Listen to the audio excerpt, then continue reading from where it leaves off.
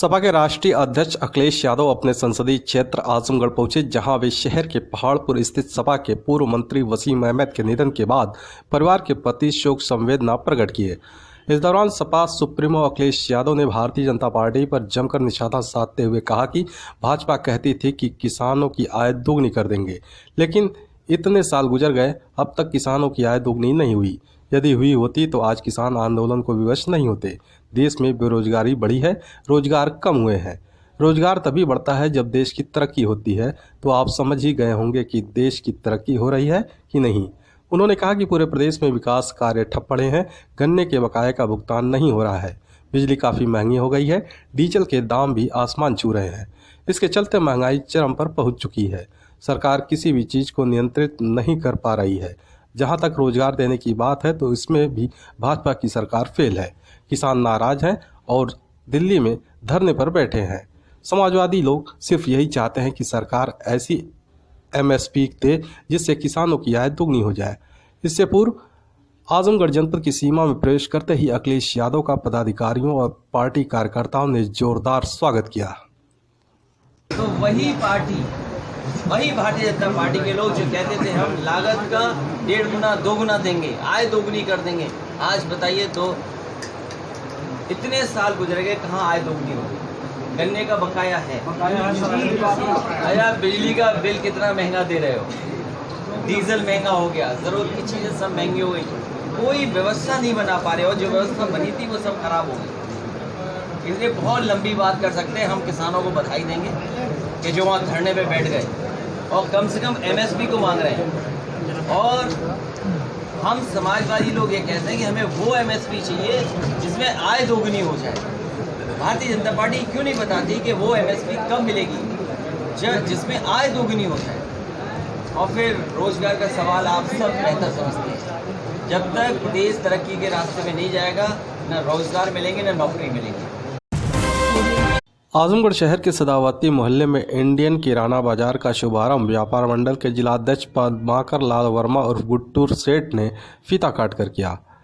Indian किराना बाजार के proprietor Sachin Singh ने बताया कि इंडियन किराना बाजार के खुल जाने से सभी ब्रांडेड कंपनियों के साथ खाद्य सामग्री उपलब्ध हो सकेंगे, जो ग्राहकों को अपना शहर अपना बाजार के सपने को पूरा करेगा। लोग अपने जरूरी सामानों को बाजार से कम मूल्य में आसानी से प्राप्त कर सकेंगे। साथ ही जो ग्राहक 3000 रुपये की खरीदारी करेगा उसे 5% की छूट मिलेगी और ग्राहकों को निःशुल्क होम डिलीवरी सुविधा मुहैया कराया जाएगा। ये आजमगढ़ के लिए सभी ब्रांडेड कंपनियों किराना का सामान यहाँ एक जगह एक छत के नीचे मिल जाए और सस्ते दाम पे, इसलिए इसका यहाँ उद्घाटन किया गया है। और मार्केट से सस्ते दाम पर और ब्रांडेड कंपनी का सभी सामान जितने भी हैं घर गृहस्थी के किराना के सब सामान इसके छत के नीचे उपलब्ध है। होम डिलीवरी भी करा। ये है कि पहली बात तो ये है कि जो और किराने के दुकान थे इस ढंग के जो स्मॉल टाइप, इससे वहाँ गाड़ी उड़ी खड़ी करने की दिक्कत होती थी। जैसे गोला में हमारे 3-4 दुकान है और वहाँ भीड़ हो जाती थी, तो कस्टमर को आने जाने में बड़ी तकलीफ होती है। सबसे पहले तो ये एक बात है कि इस रोड पे जो है कोई दुकान भी नहीं थी, इस पे जगह भी मिल जाएगा। जो कस्टमर आएंगे हमारे वो कम से कम यहाँ गाड़ी खड़ी करके सामान की खरीदारी भी कर लेंगे, कोई उनको दिक्कत नहीं होगा। दूसरे एक ब्रांडेड कंपनी का जो सारे आइटम इनके किए हैं, तो इसमें है जो ग्राहक को यही मिल जाएगा कि ब्रांडेड सामान जो चाहिए हम अभी तक किसी के पास नहीं था यहाँ, लेकिन इनके पास नए तरीके से खुल रहा है, तो मुझको ये विश्वास है कि इनका कारोबार बढ़िया चलेगा, बढ़िया ढंग से कर।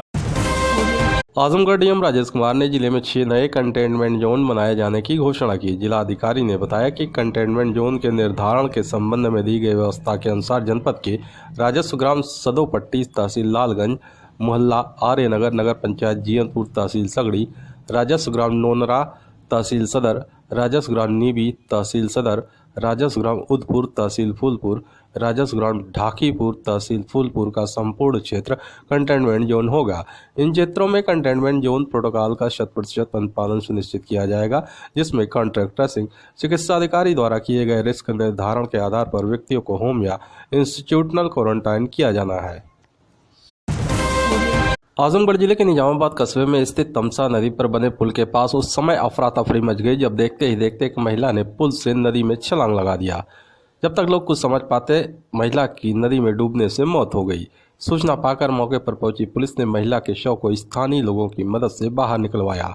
महिला कहां की रहने वाली है और वह पुल के पास कैसे पहुंची, पुलिस इसकी जांच में जुटी है।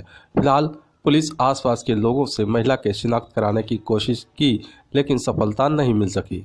पुलिस ने शव को पोस्टमार्टम के लिए भेज दिया। आजमगढ़ सपा कार्यालय पर यूपी के पूर्व शिक्षा राज्य मंत्री वसीम अहमद के निधन पर शोक सभा का हुआ आयोजन। कार्यकर्ताओं ने पुष्प अर्पित कर दी श्रद्धांजलि। इस दौरान पूर्व मंत्री दुर्गा प्रसाद यादव व सदर विधायक ने कहा कि वसीम अहमद की मृत्यु की खबर सुनकर मैं स्तब्ध हो गया। वे समाजवादी पार्टी आजमगढ़ के संस्थापक सदस्य थे। उन्होंने हर संघर्ष में बढ़ चढ़कर हिस्सा लिया। पूर्व सांसद बलिहारी बाबू ने कहा कि दूसरी पार्टी में रहते हुए भी मैं उनका प्रशंसक रहा। वसीम अहमद एक ईमानदार, संघर्षशील व कर्मठ नेता थे। उनकी कमी हमेशा खलेगी। निजामाबाद विधायक आलम बदी ने कहा कि मरहूम वसीम अहमद मेरे परिवार के थे। उन्होंने अपना जीवन राजनीति के लिए समर्पित कर दिया। टिकट कटने के बाद भी वे ईमानदारी से समाजवादी पार्टी के झंडे को बुलंद किया। निवर्तमान जिला अध्यक्ष हवलदार यादव ने कहा कि स्वर्गीय ईशदत्त यादव के सानिध्य में आकर उन्होंने समाजवादी आंदोलन को आगे बढ़ाया। उन्होंने पहली बार उन्हें जिला संगठन में समाजवादी युवजन सभा का अध्यक्ष बनवाया। मुलायम सिंह यादव के साथ गन्ना किसानों के आंदोलन में बनारस जेल में थे। वे एक ईमानदार व हिम्मती नेता थे। जुल्म और ज्यादती को बर्दाश्त नहीं करते थे। आंदोलनों में कई बार वे जेल भी गए हैं। आजमगढ़ जिले में 13 दिसंबर को आई जांच रिपोर्ट में 9 नए कोरोना पॉजिटिव मरीज मिले हैं। सीएम और डॉक्टर ए.के. मिश्रा ने इसकी पुष्टि की। मुख्य चिकित्सा अधिकारी डॉक्टर ए.के. मिश्रा ने बताया कि पूर्व में प्रेषित सैंपल में से 9 व्यक्तियों की जांच रिपोर्ट पॉजिटिव प्राप्त हुई है, जिसमें एंटीजन किट के 4, RT-PCR के 4 और ट्रू नॉट मशीन के 1 केस हैं। मुख्य चिकित्सा अधिकारी डॉक्टर ए.के. मिश्रा ने बताया कि जिले में अब तक कुल 5,800 कोरोना पॉजिटिव मरीज पाए गए। वर्तमान समय में 138 सक्रिय मरीज हैं। 5,570 मरीज स्वस्थ होकर डिस्चार्ज किए जा चुके हैं, तो वहीं 92 मरीजों की मौत हो चुकी है।